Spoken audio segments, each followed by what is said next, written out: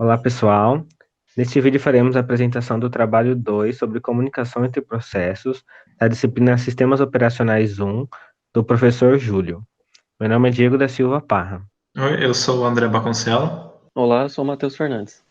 Aqui temos dois links com acesso ao GitHub com os nossos códigos e o acesso ao vídeo no YouTube onde estará essa apresentação. Começaremos falando sobre comunicação entre os processos. É importante, primeiramente, compreender que um processo passa informação para o outro, e precisamos garantir que dois ou mais processos não se atrapalhem nessa comunicação. E também precisamos entender o sequenciamento adequado quando temos dependências entre processos, para ver qual processo vem primeiro e qual vem depois. Quando há compartilhamento de recursos, que ocorre em grande parte dos sistemas operacionais multiusuários, precisamos também nos atentar às race conditions, que são as falhas no acesso simultâneo ao mesmo recurso. Para entendermos melhor a comunicação entre os processos, precisamos falar sobre a sincronia entre eles. Essa sincronia permite o gerenciamento correto e eficiente do acesso concorrente aos recursos do sistema operacional. Esse acesso é controlado por parte dos processos, de maneira que um recurso não seja modificado ao mesmo tempo por mais de um processo e que não tenhamos muitos processos na lista de espera para acessar esse recurso. Um exemplo são processos de um computador que compartilham diversas variáveis globais, instruções de entrada e saída, bancos de dados e outros dispositivos. Bom, falando sobre comunicação entre processos, a gente tem que se atentar à região crítica, né? O que ela é? Ela é uma área compartilhada entre processos, né? Essa área crítica, ela não pode ser acessada ao mesmo tempo, né? Um exemplo seria o HD ou uma memória que temos mais de um processo tentando acessar ao mesmo tempo, né? A gente tem um arquivo e dois processos querendo acessar ao mesmo tempo para editar um arquivo, um exemplo, né? Uma solução que resolve esse problema é a exclusão mútua, né? O que significa isso? Que quando um processo ele está acessando uma área crítica, um outro processo não vai poder acessar, e apenas um processo acessa a área crítica. Formas que a gente pode usar para resolver isso são semáforos, monitores, flags, etc. Aqui nesse exemplo, a gente pode perceber que tendo dois processos, o processo A e o processo B, durante o tempo, a gente percebe que o processo A entra em tempo T1, em uma área crítica, uma região crítica, e no tempo T2, o processo B também tenta entrar. Só que ele não vai poder entrar, porque, como a exclusão mútua, só um processo pode acessar essa região. Então ele aguarda, ele é bloqueado, o processo B, e só quando o processo A sair, o processo B vai entrar na região crítica, né? E depois, no tempo T4, B deixa a região. Bom, depois que a gente falou de processos, também existem as threads. O que elas são, né? Traduzindo literalmente, são fios, né? São fios que executam divisões diferentes do processo, né? Cada thread, ela vai realizar uma parte diferente do processo ao mesmo tempo, né? Então, cada divisão do programa é executado mais rápido, né? Usando as threads. Aqui nesse exemplo, a gente pode ver um processo, né? Essa bolinha é um processo, e esse processo tem três threads. E cada thread faz algo diferente, né? Faz uma tarefa diferente. Essa thread, por exemplo, ela vai pegar dados do teclado. Essa thread aqui, ele vai pegar o disco, né? Vai pegar dados do disco. E essa thread aqui vai ver um arquivo, vai ver dados de um arquivo. Então, a gente fazendo isso, a gente consegue dividir o trabalho de um processo. Bom, aqui a gente pode ver, nessa primeira parte dessa figura, a gente vê três processos, né? E cada processo tem uma thread. E nessa outra parte dessa figura, a gente vê um processo só com três threads. Cada processo, ele tem seu próprio espaço de endereçamento em um único thread. A gente pode ver isso nessa primeira parte.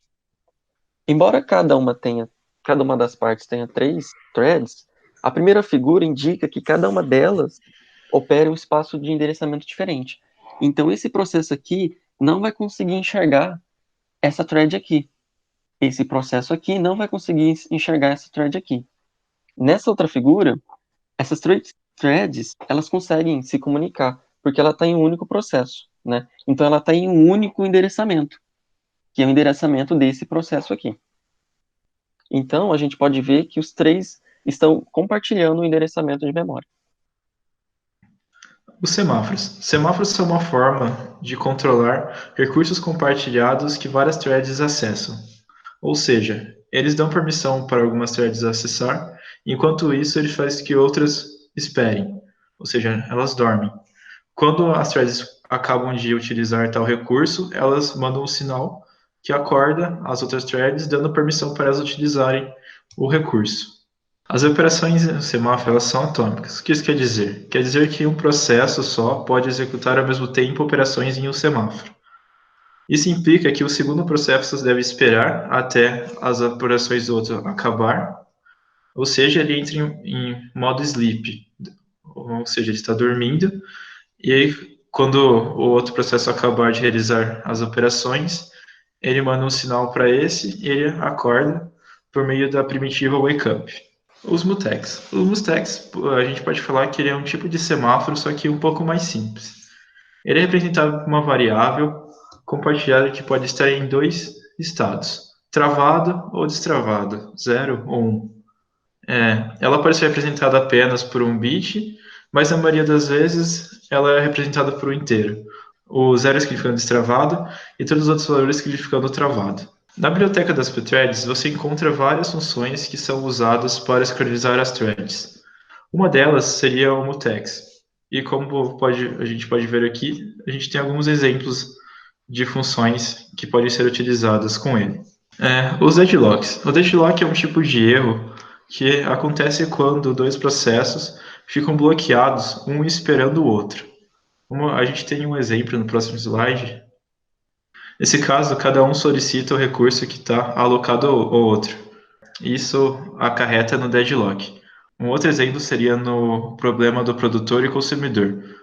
Se estes entrarem em modo sleep ao mesmo tempo, ocorre um deadlock. Agora falaremos sobre o problema do produtor-consumidor, também conhecido como buffer limitado. A situação ocorre quando dois processos compartilham o mesmo buffer com um tamanho fixo. O produtor insere informações nesse buffer e o consumidor as retira dele. O problema surge quando o produtor quer inserir informações no buffer, mas ele se encontra cheio, ou o consumidor quer retirar e o buffer está vazio. Aqui nesse exemplo podemos ver 3 produtores inserindo informações no buffer e 2 consumidores retirando dele, o buffer sendo de tamanho fixo. Uma solução para esse problema é quando o buffer estiver cheio, o produtor ser colocado para dormir e ser acordado apenas quando o consumidor tiver removido um ou mais itens desse buffer. O mesmo ocorre quando o consumidor quiser remover itens do buffer, mas ele está vazio. Nesse caso, o consumidor é colocado para dormir até que o produtor insira novas informações no buffer. Além disso, temos uma variável chamada count, que armazena a quantidade de itens no buffer. O produtor, assim como o consumidor, precisa consultá-la sempre antes de fazer qualquer ação. O produtor precisa verificar se ela é menor do que o tamanho do buffer, caso contrário, ele é posto para dormir, pois não há espaço disponível no buffer. No caso do consumidor, ele precisa verificar se ela é maior do que 0, senão ele também é colocado para dormir, pois o buffer está vazio. A partir de agora, apresentaremos a solução desenvolvida pelo grupo para o problema do produtor-consumidor. O nosso código começa com algumas definições, como o tamanho do nosso buffer, quantidade de informações que serão processadas, e os status 0 e 1 para indicar se o processo está dormindo ou acordado. Também temos a estruturação das nossas filas e a criação das filas de produção e de consumo. A fila de produção armazena os itens livres do buffer para que o produtor faça um pop e insira esses dados na fila do tráfego de consumo. Em outras palavras, o tráfego de produção é utilizado pelo produtor para retirar informações e inserir no tráfego de consumo, assim como o consumidor retira informações do tráfego de consumo e insere na fila do tráfego de produção. Também temos a criação do nosso buffer com o seu tamanho e as nossas variáveis que armazenam a quantidade de posições livres e ocupadas no nosso buffer. Nessa parte do nosso código, chegamos no controle da seção crítica. O nosso primeiro mutex verifica o estado dormindo ou acordado do produtor e do consumidor. Basicamente, ele impede que tanto o consumidor quanto o produtor estejam dormindo ao mesmo tempo evitando a ocorrência dos nossos deadlocks, citados anteriormente. O nosso segundo mutex controla o acesso ao buffer, ou seja, ele impede que tanto o produtor quanto o consumidor tentem acessar o buffer ao mesmo tempo. A seguir, temos duas variáveis de controle, que funcionam basicamente como sinalizadores do envio do estado do produtor e do consumidor. Abaixo também temos duas variáveis que representam esse estado, como acordado ou dormindo. E por fim, temos uma variável que armazena a quantidade de informações que serão produzidas pelo produtor e consumidas pelo consumidor. Aqui temos a representação das nossas filas. O nosso push, que insere posições na nossa fila, e o nosso pop, que retira posições dessa nossa fila. As filas armazenam as posições do nosso buffer que poderão ser acessadas tanto pelo produtor quanto pelo consumidor. No código da parte do produtor, aqui a gente vê todas as informações que o produtor vai produzir, né? São 20 informações. Ele entra dentro de um for, de 0 a 19, para fazer a produção das informações. Aqui, nessa linha aqui, ele faz o bloqueio do status do mutex para fazer o bloqueio para verificar se está dormindo ou não. Bom, esse if vai verificar se o buffer está cheio, né, para ver se o número de livres é igual a 0 e o número de ocupados é igual a 8. Caso isso aconteça, então é porque o buffer está cheio, então o produtor tem que dormir. Ele vai colocar o estado de produção dormir e vai aguardar até que o produtor mande o sinal para que ele volte a acordar. Quando ele voltar a acordar, ele muda o estado de produção para acordado. Nessa linha aqui, ele vai liberar o mutex do status para dormir, e aqui ele vai bloquear o mutex do buffer. Depois que ele bloquear o mutex do buffer, ele vai fazer a produção de informação. Depois que ele produziu, ele vai verificar se o consumidor está dormindo. Caso esteja dormindo, ele vai mandar um sinal para o consumidor acordar, pois ele acabou de produzir e tem algo para consumir. Depois ele libera o mutex do status de dormir e o do buffer. E ele faz aqui um menos menos no total de informações para voltar aqui a produzir. Bom, no produzinfo, ele pega o índice para onde vai produzir, para onde vai colocar a informação que vai ser produzida. Caso esse índice seja menos 1, é porque não tem nada na fila. Então, ele vai pegar o índice do número do buffer ocupado, vai fazer um n livre do buffer menos menos e o n ocupado mais mais, porque ele produziu, né? E ele vai fazer um push, que ele vai adicionar o índice na fila, né, do que ele produziu, aonde ele produziu, para o consumidor fazer o consumo em tal índice, né? Aqui ele vai adicionar ao buffer a informação, né, e vai fazer um print aqui para mostrar o valor que produziu, aonde produziu, e as informações de processo e thread. Bom, o consumidor. O consumidor ele está dentro de um ar infinito porque a condição que faz ele parar está aqui embaixo.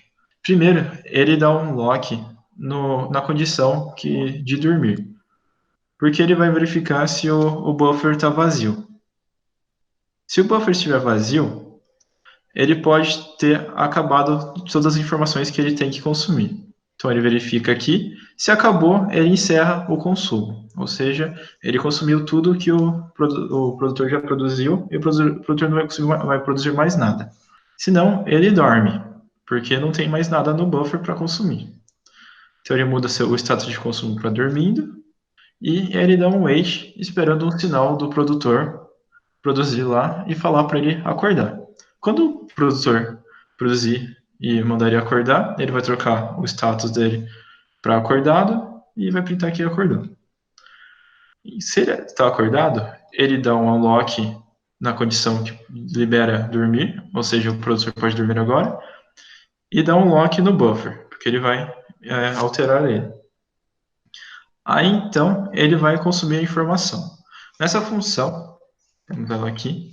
Primeiro ele pega o buffer, o índice do buffer que está vazio lá, dando um POF na tráfego consumo. Se esse índice for igual a menos 1, significa que deu alguma coisa errado e ele encerra aqui. Se não, ele printa que ele consumiu ele coloca -1 lá no índice, ele faz alterações do espaço livre ocupado e dá um push, colocando agora aonde ele consumiu na fila do produtor. Voltando lá. Depois disso, ele dá um lock no status de dormir e verifica se o produtor está dormindo. Se o produtor estiver dormindo, ele precisa acordar ele. Então ele vai lá, ele fala que vai ter que acordar o produtor, ele espera um pouquinho aqui, ele dá um unlock no status de dormir e dá um unlock no buffer. E dorme um pouquinho também. Agora que a gente tem as declarações das threads e o main, aqui a gente declarou a thread do consumidor e do produtor, e basicamente o resto está tudo nas funções lá em cima já citadas. E é isso a nossa solução para o problema do produtor e consumidor. Agora a gente vai mostrar uma execução do nosso código lá. Agora a gente vai mostrar a solução lá do problema do produtor e consumidor. Aqui ele vai demorar um pouquinho para rodar tudo, porque ele está com o sleep num tempo meio alto.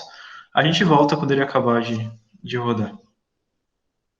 A gente pode ver que a gente tem aqui um processo só para o produtor e para o consumidor, e eles estão em duas threads diferentes, certo? O produtor, então, produziu na posição 0, o valor 0, e viu que o consumidor estava dormindo e acordou ele. O consumidor acordou e consumiu na posição 0. O produtor é mais rápido que o consumidor, então ele já produziu um monte aqui, como a gente pode ver. Aí produziu. Aí o consumidor consumiu, foi bastante, até que o produtor encheu o buffer inteiro e dormiu. Então o consumidor consumiu, viu que o produtor estava dormindo e acordou o produtor de novo. Isso vai se repetindo. Produz, o produtor dorme, o consumidor consome e acorda o produtor. E assim até o final, que a gente pode ver que aqui foi a última vez que o produtor produziu. Cadê? Aqui. Aqui a gente pode ver a última vez que o produtor produziu. Não. Valor 19. Nossas informações iam de 0 até 19, certo? E aqui o consumidor consome o resto das informações que estavam lá no buffer e fala que acabou todo o consumo. Bom, essa foi a nossa apresentação. Todos os links dos códigos e da própria apresentação estão aqui nesse vídeo. Muito obrigado e até mais.